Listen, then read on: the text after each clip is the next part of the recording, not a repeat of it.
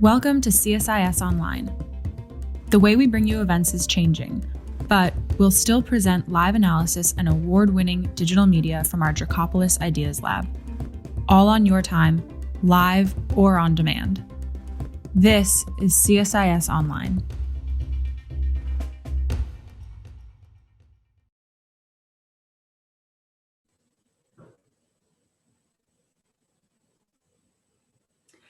Good morning, ladies and gentlemen, and welcome to this CSIS event focused on the future of the Doing Business report. My name is Romina Bandura. I'm a senior fellow at CSIS, and I will be your moderator today. Doing Business is a ranking and publication that assesses business regulations and enforcement across 190 countries using 11 indicators such as starting a business, dealing with construction permits, getting electricity, and others. Since it was first published in 2003, the study has identified more than 700 reforms that have made it easier to start a business across 178 economies. Many of these reforms would not have happened if not for the Doing Business ranking system, which incentivizes countries to reduce or eliminate barriers to entry for entrepreneurs. Many global development actors rely on doing business, including governments, international development organizations, and most importantly, the small businesses who benefit from the reform it promotes. It is also one of the most downloaded publications of the World Bank. However, on August 27th of this year, the World Bank announced that it would be suspending this publication due to allegations of data irregularities. The allegations claim that data for 4 of the 190 countries covered in the report were manipulated during the publication process. So today, we'll be discussing the future of the Doing Business report and what steps the World Bank can take to improve this product so it continues to be a useful tool for development practitioners. It is a real pleasure, delighted to be joined by 4 experts. Jennifer DJ Nordquist is the U.S. Executive Director at the World Bank Group. Welcome, Ms. Nordquist. We also have Abdelghni Lakhdar is a Senior Inspector of Finances at the Ministry of Economy, Finances, and Administration Reform of Morocco. We have Pierre Jacquet, he's President of the Global Development Network, GDN. And Michael Klein is Senior Adjunct Professor at the Johns Hopkins School of Advanced International Studies, also known as CSIS, in Washington, D.C., and he is also former Vice President for Financial and Private Sector Development from the World Bank Group. So thank you all for joining us today. And I'd like to begin the discussion by giving the floor to Ms. Nordquist so she provides some opening remarks. The floor is yours. Great. Thank you so much for the kind introduction. And also thanks to CSIS and also Dan Rundy, of course, for organizing this important discussion and for inviting me to speak today. I saw on your website you had done a piece, Dan had written a piece about doing business about 10 years ago, and then there was an event at the 15-year point, so it seems like we're almost on schedule for another CSIS event on doing business, so here we are. The question we're here to answer today is, should we preserve the Doing Business report? And my answer to that is yes, but. So it's a resounding yes paired with a big but, pardon the pun. So let me start with the yes. Yes, the World Bank should continue to collect and analyze data on countries' business environment, and the Doing Business report should continue to be published. It's arguably the most influential report the World Bank produces, and you had mentioned it's the most downloaded one. Its annual rankings measure, among other things, ease of starting a business, dealing with construction permits, getting electricity, registering property, women's economic empowerment, and protecting minority investors.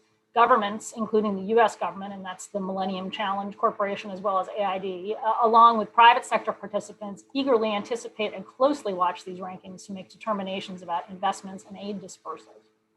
So track record is clear. Governments are sufficiently concerned about their rankings in the Doing Business report that they are willing to enact important reforms in order to improve their scores. It's an extremely effective policy instrument because it creates a competition to nudge countries to use and implement reforms that will increase economic growth and prosperity, and gives them a credible third-party excuse to do what needs to be done. I can tell you I have firsthand experience of this on my own in meetings with finance ministers. The board goes on a trip to visit some of our projects, and last fall we went to Nepal, Bangladesh, and the Maldives. And it was the first thing that every finance minister mentioned to us. Even yesterday, we're in the middle of the Bank Fund annual meetings. I listened to a session on addressing the jobs challenge of COVID, and the Philippine minister was the first thing that he talked about was how much they had moved up in the rankings. So it is definitely top of mind. Since the report was first published in 2003, governments across the globe have implemented thousands upon thousands of reforms consistent with those doing business indicators. Since the advent of the Doing Business report in 2003, thousands of legal and regulatory reforms designed to improve countries' doing business rankings. While we cannot attribute those reforms entirely to the report, there's no doubt that the influence of the publication has played an important role. It is not difficult to make the case, therefore, that the Doing Business report supports the core mission of the World Bank.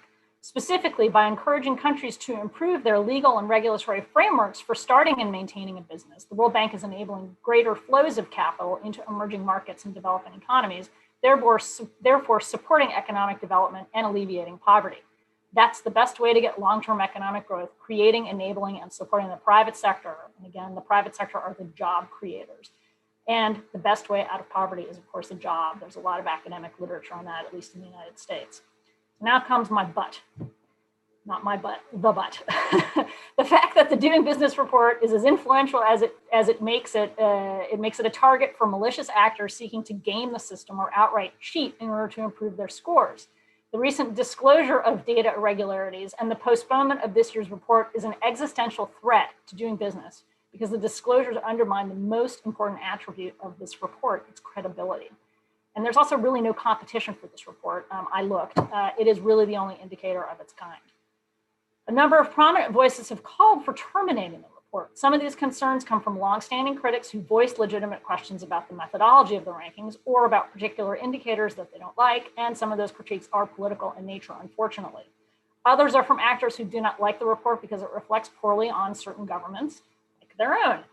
Neither is a valid reason to terminate the report. We can and should continue to improve the methodology, but we should not, as Dan noted in his recent opinion piece in The Hill, allow these critics to throw the baby out with the bathwater. We need to urgently restore the credibility of this report so that it maintains its value. First, the World Bank needs to identify the specific and systemic failures that allowed the doing business data to be compromised. Second, we need to put in place sufficient safeguards to ensure that such failures do not occur again. That means not only the transmission of data coming in the door, but also ensuring that the countries themselves do not place undue pressure on respondents or massage their answers before transmitting them to the bank. Third, with respect to the Doing Business report, the bank should focus on research and high-quality indicators, but leave the use of reimbursable advisory services, RAS, to the private sector or think tanks. Those RAS create a huge conflict of interest. Fourth, any new indicator or revisions to current ones should be based on peer-reviewed research in top academic journals, ensuring that the bank does not become susceptible to political pressure. That's also why the board, in consultation with outside experts rather than senior management, should approve changes to doing business. Senior management may be tempted to appease large clients or create quid pro quos, whereas the board would be more immune to that pressure. And lastly, it needs to be completely transparent and forthright in communicating the failures and remedies to stakeholders in both the public and private sectors, and to holding those responsible for those failures accountable. Sunlight is the best disinfectant, as I like to say. That's Judge Brandeis who first said it, and he got it right. I commend bank management for taking quick and decisive action to address this issue and for the internal investigations they have launched, but more needs to be done to look at the who, how, and why this happened. As my French colleague said, it was inevitable. He's probably right, but let's make sure it doesn't happen again. To achieve this, I, along with a broad coalition of executive directors at the bank, have called for an external audit of doing business to be carried out alongside the internal investigations already underway. While the World Bank has done an admirable job in developing internal independent investigatory bodies, notably in this case, the Independent Evaluation Group, the severity of the data breach and its threat to not only the Doing Business report, but to the World Bank Group as an institution merits a thorough audit by an outside entity. The US, as many of you know, is the largest shareholder in the bank, and our taxpayers have indeed given generously. They, and all of you, like the board, deserve answers. I have communicated and will continue to reiterate this request to World Bank management. These reports should be thorough and carried out with expedience. Once complete, both the internal and external audits should be made available for public consumption in their entirety or with minimal redaction that is done according to clear guidelines. The World Bank needs to move quickly and boldly to restore confidence in this important report.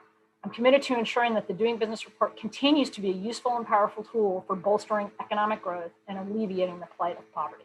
Thank you very much.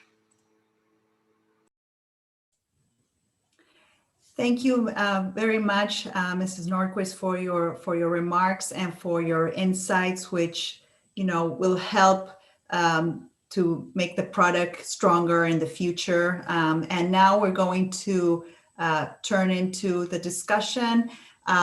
We have very high-level experts, which I'm going to pose a few questions, and then we will have some time for some Q&A from the public. So let me turn to first Michael Klein to offer some high-level remarks. Michael, what is your view? What are some main improvements that you think the World Bank should be doing to the Doing Business project so that it's effective and reliable going forward? Mrs. Nordquist very on point said sunshine is the best disinfectant. So transparency is one, but what are some of your views? Yeah, as far as I'm concerned, I agree with the sunshine is the best disinfectant line. What is possible now is to make the Doing Business already has data management processes that are more transparent than pretty much any other indicator system. So show me any one which is better. And all indicator systems that are politically salient will be subject to pressure, and many others are as well. So the World Bank system is actually performing, as from my perspective, not that badly. So we should not lose perspective on what that data breach means. But as I've said before, the integrity cannot be compromised, and we need to up the ante on this.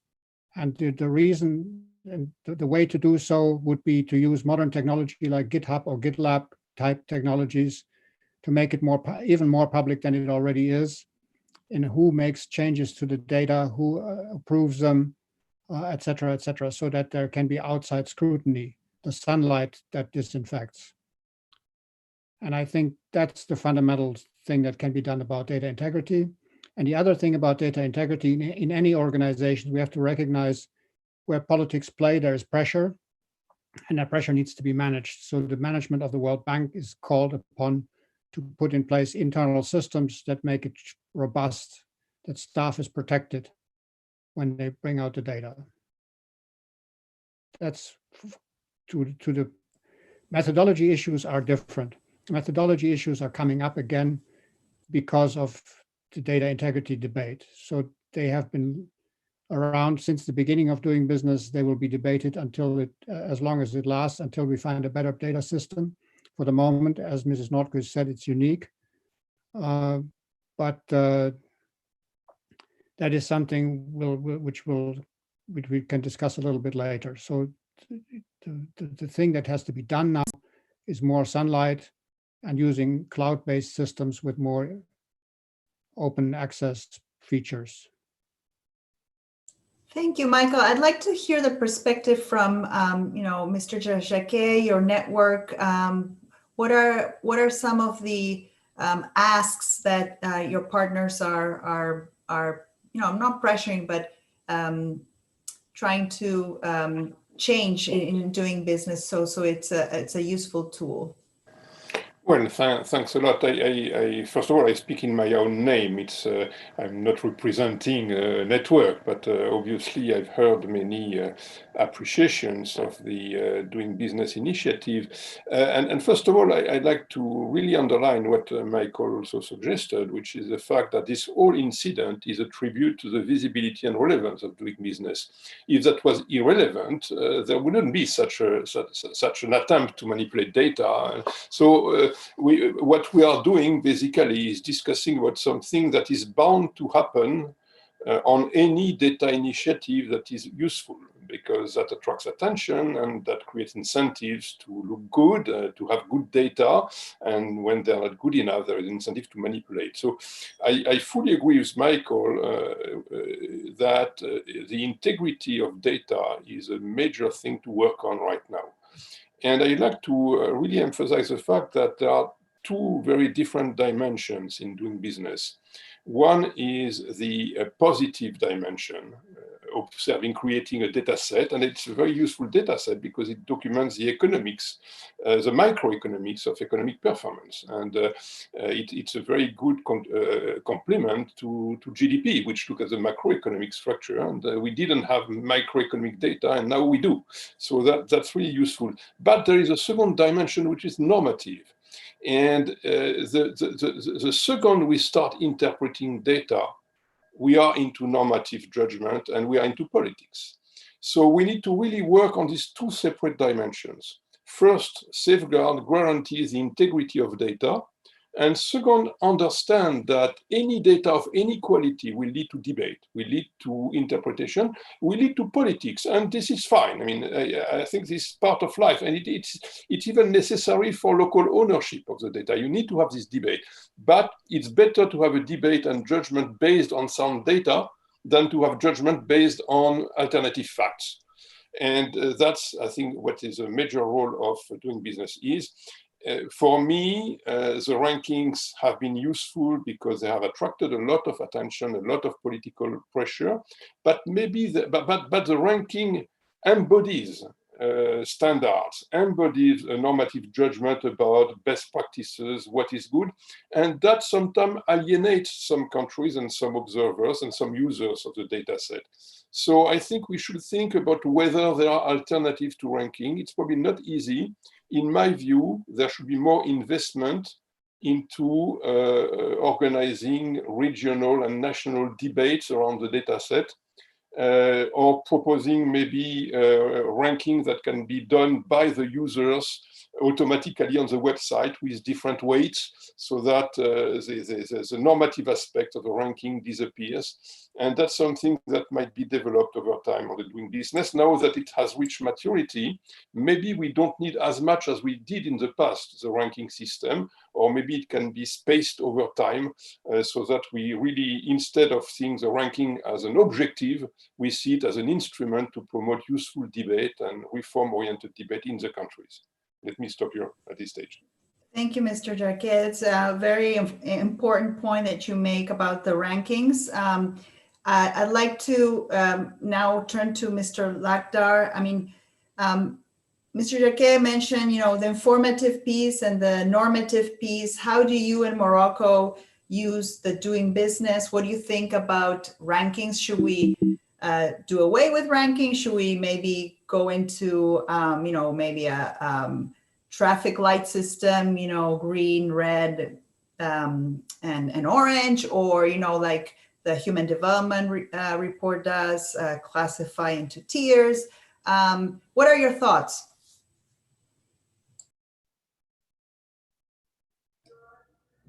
Thank you very much. Thank you very much for organizing this timely discussion about the doing business, and for the invitation to share some thoughts and reflections around the doing business report. I'd like to emphasize that I am participating as an expert. I'm not representing my institution in this debate, just to make it clear. And I would like to emphasize first that doing business in Morocco was instrumental to designing and implementing key structural reforms for the private sector development, the competitiveness, the attractiveness of the country, for FDI, and for also local investments. This is the case of Morocco, but this is the case also for many, many countries.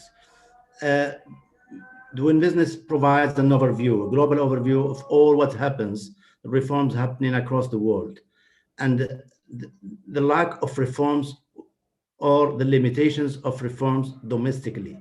By providing this comparison, by providing what happens in the world, it can be leveraged to push forward reforms domestically for the countries, of course, willing to do that. So the mapping and the deadlines, because you need to implement these reforms by the end of that year or by that date to be included in the rankings. So it creates a sort of competition. I'm not saying it is positive or it is negative, but this competition in Morocco has been instrumental to move forward a lot of reforms in another context. We couldn't have imagined. We can do them, we can make them happen in that short time. Of course, one of the limitations that comes to my mind when we talk about this is we push forward reforms that have worked in other countries or that are used in rankings. It doesn't mean this is a priority for the country. A reform that is a priority in Chile, for example, may not be a priority in Morocco. And we should do something else at that time. And we should spend that time and that energy in doing other reforms. This is one of the limitations. But still, moving forward reforms is something that we have to acknowledge.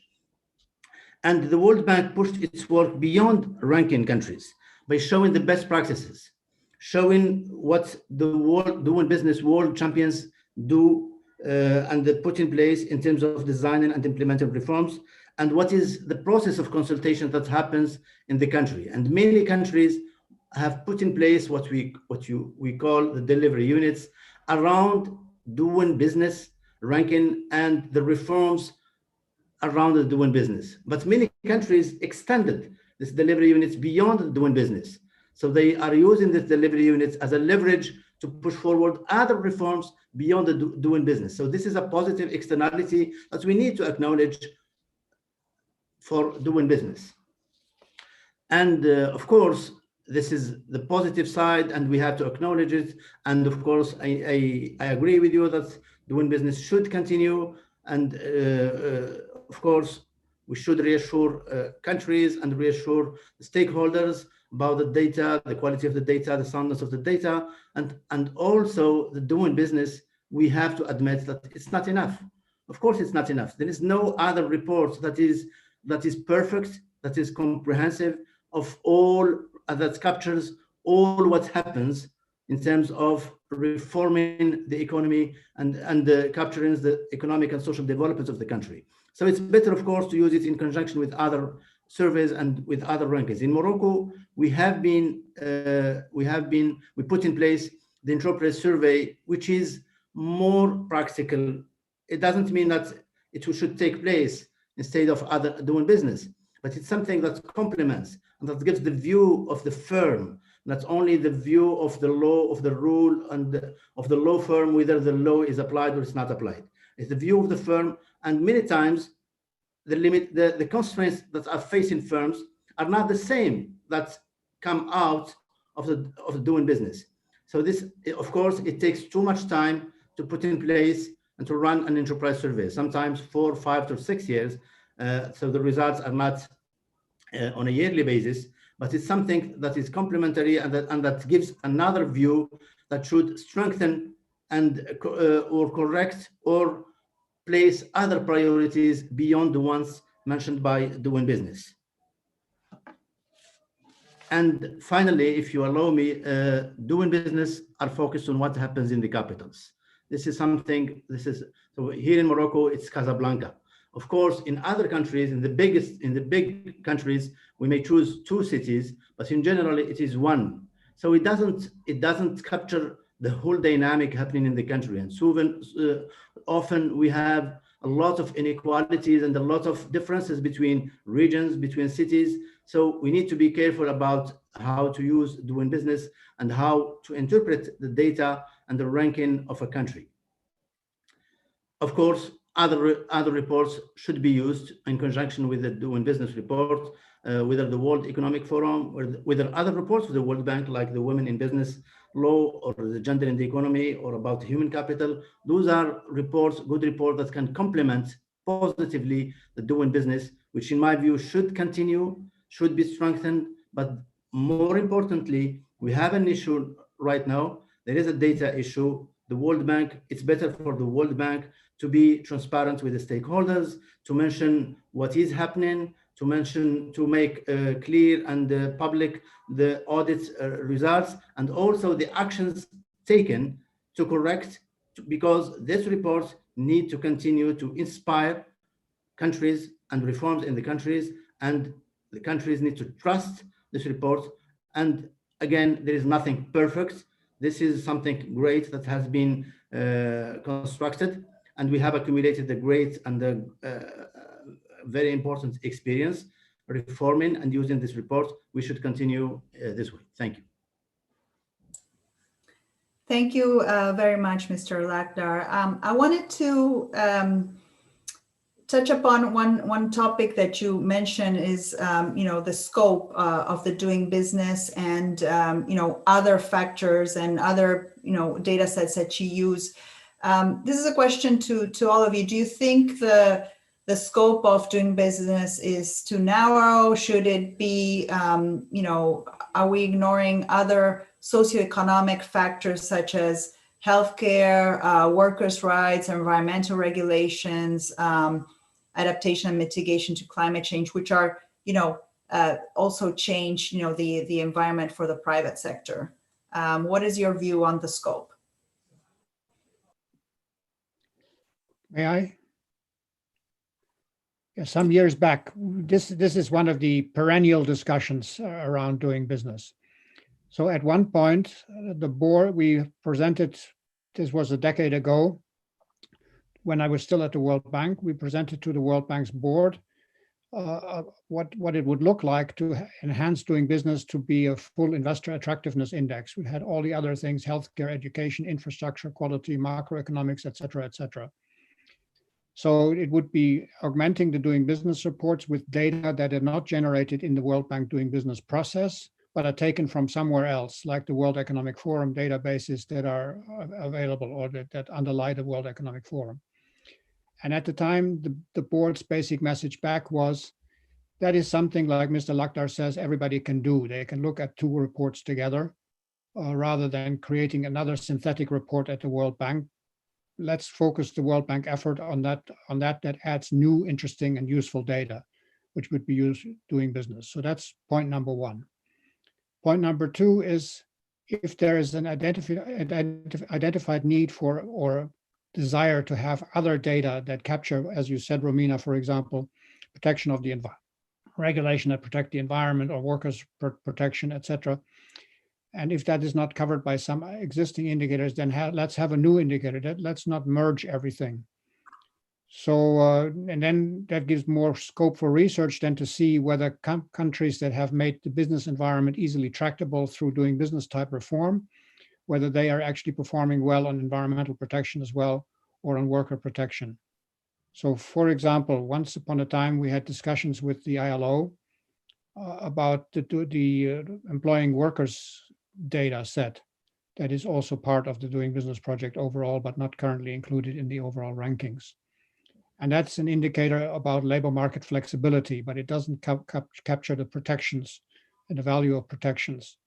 So the idea was, let's do an indicator on worker protections and then analyze whether those that have flexible labor markets also have good protections or whether they are at odds with each other.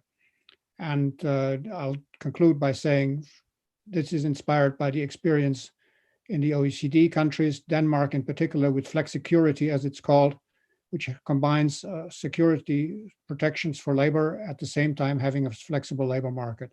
These are not necessarily excluded from each other or at odds with each other.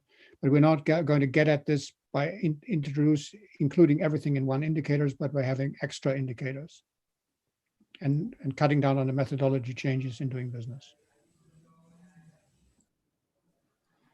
Can I jump in here? Yes, Mr. Jacquet, please. Just basically to agree and again to emphasize the fact that there are the two dimensions of data and data use. When we look at the data and the quality of data, that goes against expanding too much data collection exercise. We need a vertical deepening into the quality of data, and that in itself is already a great achievement. However, when one uses the data, it's to address problems that generally involve many other dimensions as well. And I think there is a responsibility for those who argue in favor of doing business, and I belong to them, to make sure that in the debates that are launched around doing business and with the doing business data, enough attention is given to expanding the use of other data sets as well, because this is also where insights will be found. And interpreting one given indicator of doing business will not lead to the same judgment in Morocco, in Indonesia, or in other countries, because this is linked to other data, to the environment, and this has specific meanings that cannot be dealt with only by that data. So I would really distinguish data use, again, I'm repeating myself, data use and data collection and the availability of the data set, because I think this is where the major problem and major critique might lie.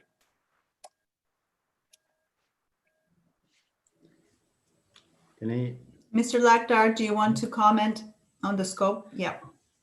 Of course, as I said, and as other panelists said, the report is not comprehensive, and it should not, by construction, for this report to stay relevant, it should not try to include everything.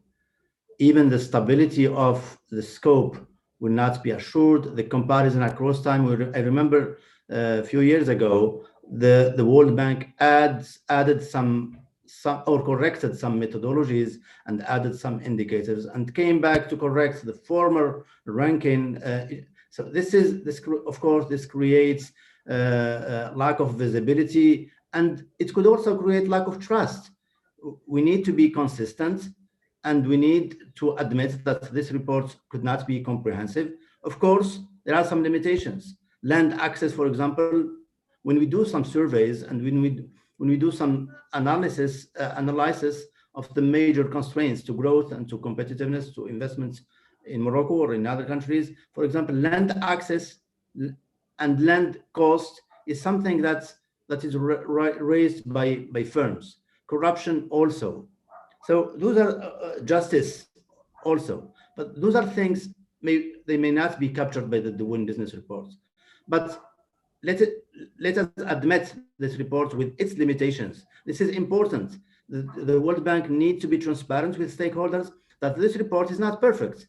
It captures a number of dimensions, but other dimensions are covered elsewhere. And so you need to, so what does this report mean? What does not mean? How should we interpret it? And this is important for the World Bank to continue inspiring trust and confidence, and for this report to continue to be used by the stakeholders. The World Bank itself needs to be transparent about what this report is and what it is not. So this is something important. So on the issue of going back to the issue of transparency and processes, what do you think? Can we learn anything from other indices out there and indices processes, like the Human Development Index or the World Economic Forum Competitiveness Index, that can improve, that the World Bank can use to improve its transparency and also increase accountability? Mrs. Nordquist mentioned, not only an internal review, but some external review. I mean, what are some, what can it do to effectively improve the process of oversight and data gathering? And maybe I'll start with you, Michael. You recently authored a piece on this. Yeah, personally, I would think relative to the other socioeconomic data sets that exist out there, doing business is at the forefront of transparency. So you have a lot of stuff public. If you take the time to dig into the details, you can reconstruct, for example, rankings due to methodology changes, et cetera, et cetera. The laws and regulations that underlie the project are available. So you can actually check the data, et cetera, et cetera. So I think the lessons to learn for doing business in terms of data management do not come from indicators like the competitiveness report of the World Economic Forum or so, but from the natural sciences and from engineering databases, where integrity of the data is absolutely essential, and where new cloud-based collaborative data sets, data methodologies are available. I mentioned GitHub or GitLab, which are forcing more discipline even more discipline on the people who manage and manipulate the data. That's where I would look for solutions rather than in the other data sets that are out there. At least in past discussions, we haven't been able to find another data set that is more transparent than doing business already is. But as Pierre had pointed out, or Mr. Lakhdar, when something is politically relevant, there will be political pressure. And to resist that, we can have better processes, but at the end of the day, there's also a management responsibility. It just has to be managed. So that's what I would say to this. And the second part of your question, I forgot. Yeah, the second part was more on, accountability and, yes, okay. So there, what I wanted to say is at the time of when problems pop up, there will be always a call for one review after another. And everybody has their favorite type of review, and these reviews will unfold. But reviews per se don't provide solutions. The solutions are what we're after. And that's where I come back to the first points that I made about using new cloud-based systems that are available from the engineering sciences. Thank you, Michael. I don't know if Mr. Lakhdar or Jacquet have other views on this issue of, accountability and data transparency, and using other processes to guide, the improvements for doing businesses? Well, I really like, I'd like to disagree with Michael, but I just can't. So, I mean, this debate is a debate of consenting panelists. But I might give a slightly different interpretation to the question of transparency. I'd like to compare relying on do this business with relying on your bank. When you rely on your bank, you don't take the effort to look at everything that your bank does with your money. You just trust your bank because it has good reputation and because it is institutionally set into an environment that inspires confidence. And I think it will be the same thing with all indicators. The reason why we look at the World Economic Forum indicators is that because they have acquired reputation. The reason why we would use doing business indicators is we believe that the data set has strong reputation. And for me, transparency is a means to build that reputation. So I wouldn't expect people to use that much transparency, but I think you need to provide enough transparency and contestability to guarantee the reputation of the data set that you are building. And this is what is essential into the confidence into that data set. Yes, thank you, Mr. Lakhdar. I don't know if you have other views. No, coming back to what Mr. Klein said, in my view, and I confirm what he said, the World Bank needs to do whatever possible and practical to ensure data integrity. It does not mean that, I mean, if there is a solution, a cloud solution, technological solution that can ensure more integrity and soundness of the data, and that makes the doing business more trustable reports and the data more trustable, let's do it, as long as it's not something costly or something not practical. If it is practical, it is a solution, but it's not enough, because the political dimension, the way we interpret the doing business, the way we all what is happening today, the way it will be interpreted, I think the World Bank as an institution should do some pedagogy and to explain exactly what is happening, what are the reforms. After, of course, after we have the audit, we have the findings, to explain them, and to explain after that when we issue the doing business report, because the doing business is something interpreted by the journalist, is by the academician, by the government, by the private sector, and it is important for the World Bank to explain exactly how this report can be used, what are the limitations, in order for this report to be more effective and more useful to the countries. Otherwise, if it is just publishing a report and saying that we are 100 or we are 10 or we are 20th and creating some buzz around it for 1 month or less, it's not like this. It should be strengthened and preserved and secured on the quality and on the interpretation of the content. Of course, all what we are living today, after the audits, after the findings, this will be behind us.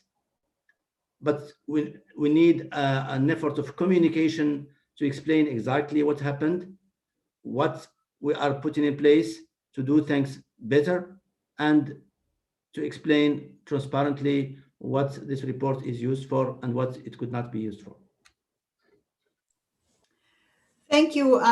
We have now about 15 minutes left for some Q&A from the audience. So let me start with one question about the rankings. There's a question that says, many critics of the doing business assert that the ranking especially is a crude instrument which incentivizes changes and competition, but sometimes it doesn't align with the local development context, what Mr. Lakhdar was saying. What do you say to this claim, and in what way do you think the doing business could incentivize more context-specific reforms? Are there, certain indicators that might be more useful to some countries, in the doing business, and also, like you mentioned, Mr. Lakhdar, in using it with other data sets and other surveys? So maybe, if I may, can I start with you? Me? In your experience, yes. Thank you. No, as I said, of course, the doing business report is not comprehensive, and at the same time, it doesn't align necessarily and always with the local priorities. But this is the strength. To have a metric to compare across the world, we need to keep the same indicators and the same measures. And at the same time, countries are at different phases of their development, and they are living in different contexts, and the priorities in terms of reforms are different from one country to another. So the solution is not that doing business should be local. If it is local, it will not be useful as a way of competition and learning from each other the best practices and the best reforms happening across the world. But we can add with the doing business report, we can push or leave a margin of maneuver to the countries to publish something that may not be captured by the doing business report. So the doing business, there is a version of the World Bank, and there is something, it's not another version, but some additions that the country needs to make known for the investors and for the private sector or for the World Bank itself. It could be published alongside with the World Bank report, the World Bank doing business reports. In my view, we need to see this report with its limitations. We just need to understand these limitations, not take it as something that can make it clear what are the reforms needed and what are the reforms that are priorities. It's not the case. So these limitations need to be explained further by the World Bank, and by the governments. But coming from the World Bank, it's more it's more credible. Michael, do you have any views on this and this issue? Yeah, my basic view is that the rankings provide a way to opening the door. They should be used as a door opener. In my experience from the time when I was at the World Bank, I've never met a government that liked the doing business rankings. Always push back and say, this is not us, you got it wrong, et cetera, et cetera. And then a conversation unfolds. You check the data, whether they're actually right or wrong. It gives ideas about reform processes. You see what other countries have done, like Michael Lakhdar said. And then the country decides whether and how to move ahead.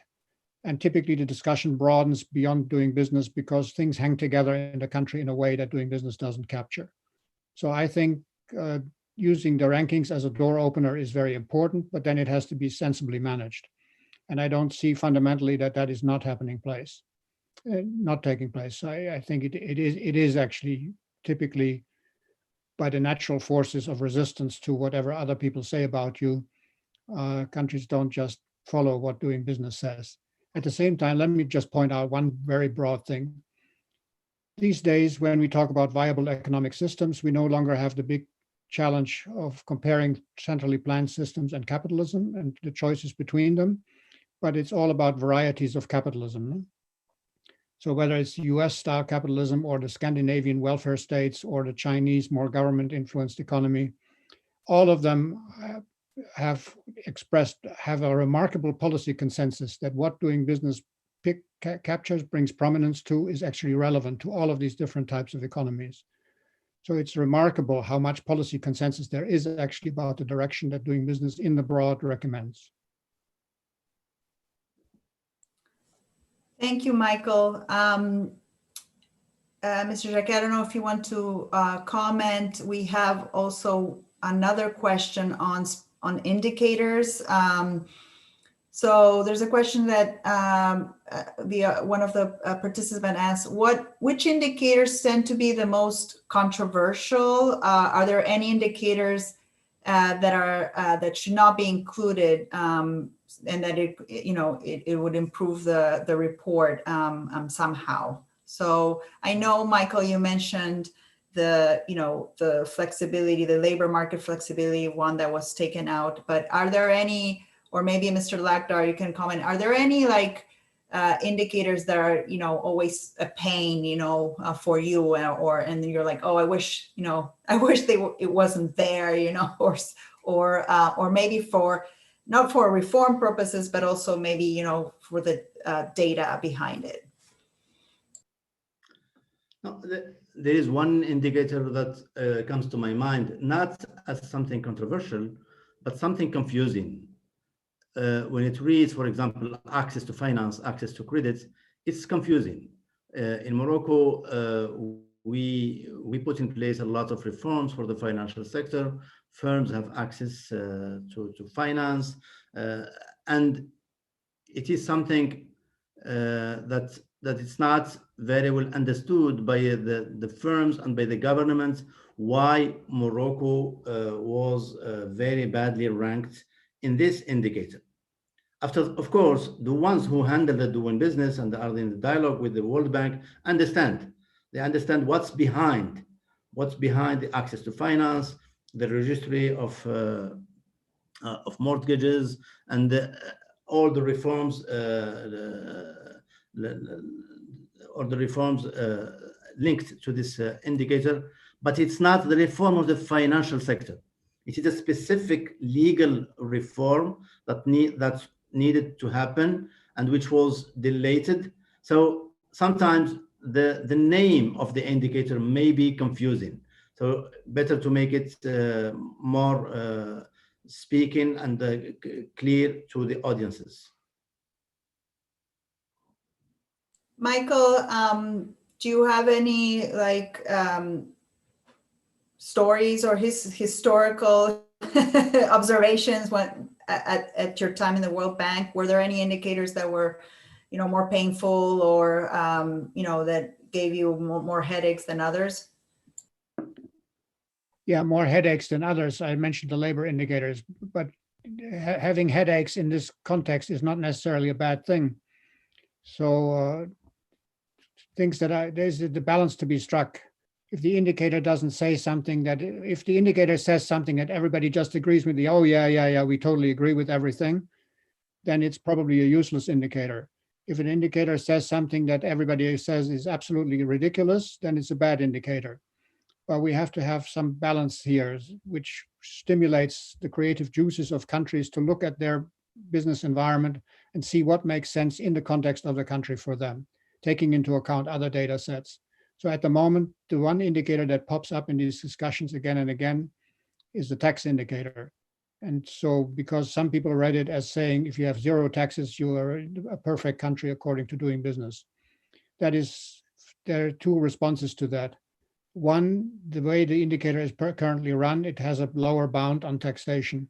So if you go with the corporate tax rate below that lower bound, you don't get an improvement in your ranking. That's one thing.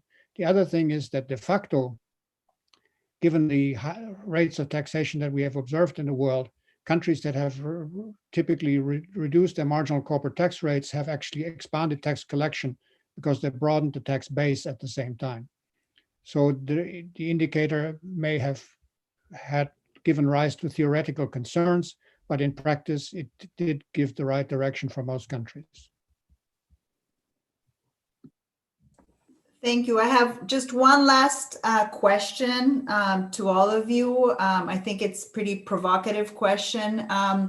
What do you think would happen to government efforts, private sector, development efforts, if a report like Doing Business would be suspended indefinitely? And yeah, last question. 1 minute each, sorry, or 2 minutes each. Who wants to go first? Okay, I'll take it first. So there will be less stimulus and less prominence given to certain types of reforms, but the world will go on, of course. So if you think that no report in this world, no data set is so important that the world cannot live without it, but it's a useful report. It provides useful information. It stimulates useful reforms, and so it should stay. Thank you, Michael. Mr. Jacquet, I'll put you on the spot. Well, I hope that what you describe will not happen. I think it will be a lack of understanding, knowledge. So I would also insist that there would be a collective lack of knowledge. It would not be only a problem for individual governments. And that being said, I do agree with what Michael said. I think we would lose not only the opportunity to observe something that is important to understand economic growth, but we will lose the incentive to shape reform programs that are likely to work. And that's something that we should avoid. So I hope that this report will continue. As I argued before, I think a major aspect of this continuation has to be the integrity of data.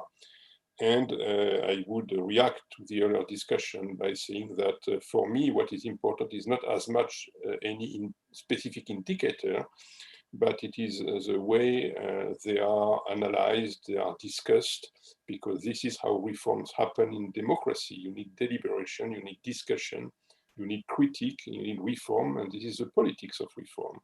And in that sense, one thing that I think I would like to see happening in the continuation of doing business is a focus less on best practices than on better practices. And the notion of better practices is context dependent, and this is probably what is missing a little bit from the doing business exercise. And the solution is not to change the list of indicators, it is to adapt debate within countries, not to change the ranking even, but to understand that the ranking is only an instrument. And that's difficult because the day you publish a ranking, it is no longer an instrument, it becomes an objective and a source of frustration. So there is an ambivalence there. Michael said it allows to open the door. Yes, but unfortunately, the way to open the door is not neutral. And that's one of the difficulties. So we need to work on that. There are solutions, I'm sure.